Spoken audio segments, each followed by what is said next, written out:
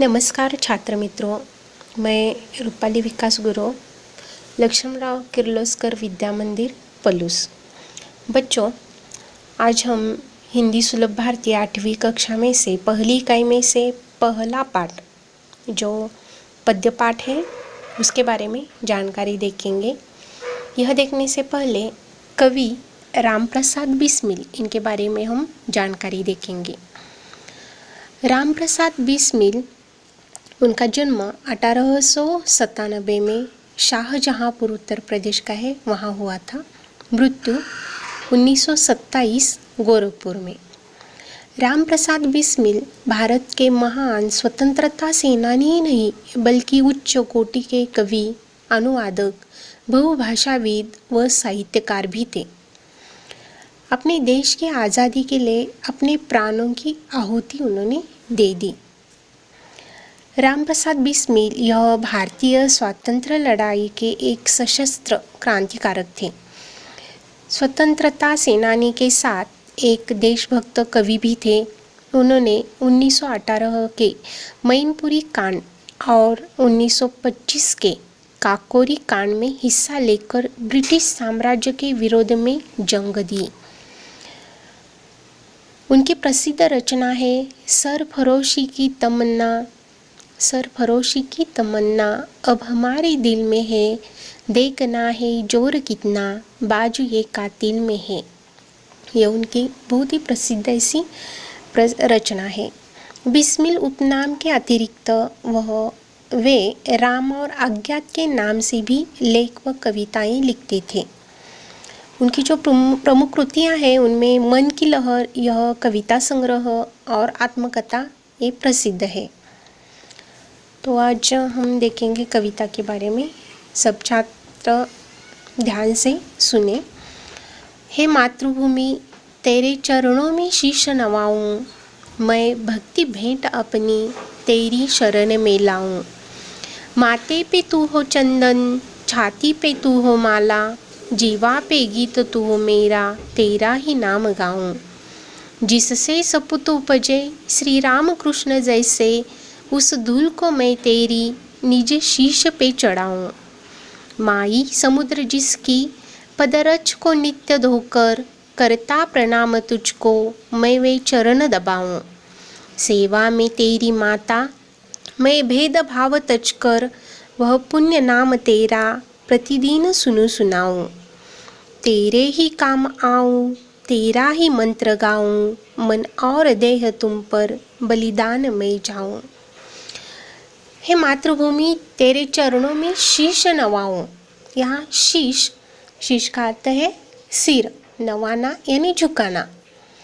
हे मातृभूमि, कवि कहता है, हे मातृभूमि, मैं तेरे चरणों में अपना सिर झुकाता हूँ। मैं अपनी भक्ति रूपी भेंट लेकर तेरी शरण में आना चाहता हूँ। यहाँ कवि कह रहे हैं कि हे मातृभूमि, मैं तेरे चरणों में अपना सिर झुकाना चाहता हूँ और मैं खुद को अपनी भक्ति रूपी भेंट लेकर तेरी शरण में आना चाहता हूँ। माथे पे तू हो चंदन, छाती पे तू हो माला, जीवा पे गीत तू हो मेरा, तेरा ही नाम गाऊं। जीवा यानी जीव। माँ, मेरे मस्तक पर तुम्ही चंदन के समान विराजित हो, तुम्ही मेरे हृदय पर माला के समान सुशोभित हो। माँ, मेरी जीवा पर केवल तेरा ही नाम हो और मैं सदा तेरा ही गुणगान करता रहूं।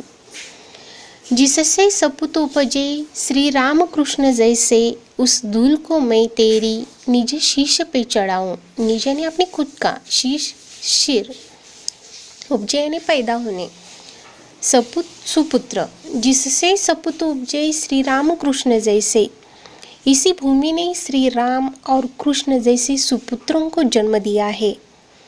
ऐसी मातृभूमि की रज को, रज यानी धूल, इस धूल को मैं नित्य अपनी शीश पर चढ़ाना चाहता हूँ। माई समुद्र जिसकी पदरज को नित्य धोकर, करता प्रणाम तुझको मैं वे चरण दबाऊं। माई माता, जननी, इस मातृभूमि को संबंधित कहा गया है। समुद्र सागर, उसका समानार्थी शब्द सिंधु भी है। पद यानी पैर, रज यानी धूल, माई समुद्र जिसकी पदरज को नित्य धोकर करता करता प्रणाम तुझको मैं वे चरण दबाऊं। यहाँ चरण दबाना यानी सेवा करना। हे माँ, समुद्र सदा तुम्हारे जिन चरणों को धोकर तुम्हें प्रणाम करता है, मैं उन चरणों को दबाना चाहता हूँ, उन चरणों की सेवा करना चाहता हूँ। सेवा में तेरी माता मैं भेदभाव तजकर, वह पुण्य नाम तेरा प्रतिदिन सुनु सुनाऊं। तजकर यानी त्याग कर। माता, मैं हर तरह का भेदभाव त्याग कर तेरी सेवा करना चाहता हूँ। मैं चाहता हूँ कि प्रतिदिन तेरा पुण्य नाम ही सुनूं और दूसरों को भी सुनाऊं। तेरे ही काम आऊं, तेरा ही मंत्र गाऊं, मन और देह तुम पर बलिदान मैं जाऊं। मैं मंत्र के रूप में तेरा ही नाम जपता रहूं। जिस भी रूप में हो सके मैं तेरे लिए ही समर्पित रहूं। मैं अपना तन और मन तेरे लिए बलिदान कर दूं। ठीक है, धन्यवाद छात्रों। नमस्कार छात्र मित्रों।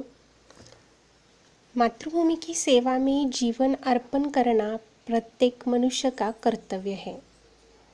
कर्तव्य शब्द का मतलब उन कामों से होता है जिन्हें मनुष्य बिना किसी बाहरी दबाव के अपनी इच्छा से करता है, जैसे माता पिता और संतान का संबंध, सत्य बोलना आदि।